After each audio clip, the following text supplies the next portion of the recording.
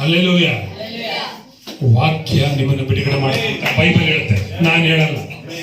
ಯೋಹಾನ ಸುವಾರ್ತೆ 8:32 ಸತ್ಯ ವಾಕ್ಯವನ್ನು ತಿಳಿದುಕೊಳ್ಳ್ರಿ, ಸತ್ಯವು ನಿಮ್ಮನ್ನು ಬಿಡುಗಡೆ ಮಾಡ್ತದೆ. ಯಾರು ಬಿಷಪ್ ಅಲ್ಲ, ಪೋಪ್ ಅಲ್ಲ, ಅಪೋಸ್ತಲರಲ್ಲ, ಯಾರೋ ದೊಡ್ಡ ಸೇವಕರು, ಸ್ವಸ್ಥತೆ ವರಗಳ ಹೊಂದಿದ ಸೇವಕರು ಬಂದು ಕೈ ಇಟ್ಟು ಪ್ರಾರ್ಥನೆ ಮಾಡಿದ್ರೆ ಬಿಡುಗಡೆ ಅಲ್ಲ. ಸತ್ಯ ವಾಕ್ಯವನ್ನು ತಿಳಿದುಕೊಳ್ಳ್ರಿ, ಸತ್ಯವು ನಿಮ್ಮನ್ನು ಬಿಡುಗಡೆ ಮಾಡ್ತದೆ. ಹಲ್ಲೆಲೂಯಾ.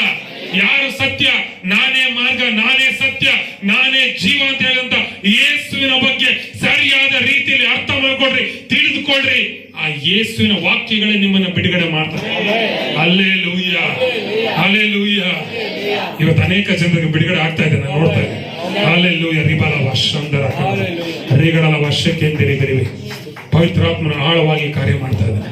ರಿಸೀವ್ ಮಾಡಿ, ಸ್ವೀಕಾರ ಮಾಡಿ, ಅಂಗೀಕಾರ ಮಾಡಿ. ಇವತ್ತು ನೀನ್ ನಂಬಿದರೆ ಮಾತ್ರ, ನೀನ್ ನಂಬಿದರೆ ದೇವರ ಮಹಿಮೆ ಇಲ್ಲಿ ನೋಡ್ತೀಯ. ನಂಬಲಿಲ್ಲ ಅಂದ್ರೆ ಅವನ ಮಹಿಮೆ ನೋಡ್ತೀಯ.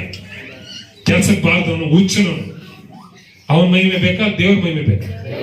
ನೀನ್ ನಂಬಿದ್ರೆ ನಿನ್ನ ಕಾರ್ಯಗಳ ಮೇಲೆ, ನಿನ್ನ ತೊಂದರೆಗಳ ಮೇಲೆ, ನಿನ್ನ ಸಮಸ್ಯೆ ಮೇಲೆ ಏನೆಲ್ಲ ಅಡೆಯಾಗಿದೆ, ಏನೆಲ್ಲ ತಡೆಯಾಗಿದೆ, ಎಲ್ಲಿ ಬಂಧಿಸಲ್ಪಟ್ಟಿದೆಯೋ ಇವತ್ತು ಒಡೆಯಲ್ಪಡ್ತದೆ. ಅದು ಒಡೆದು ನಾಶವಾಗ್ತದೆ. ನೀನ್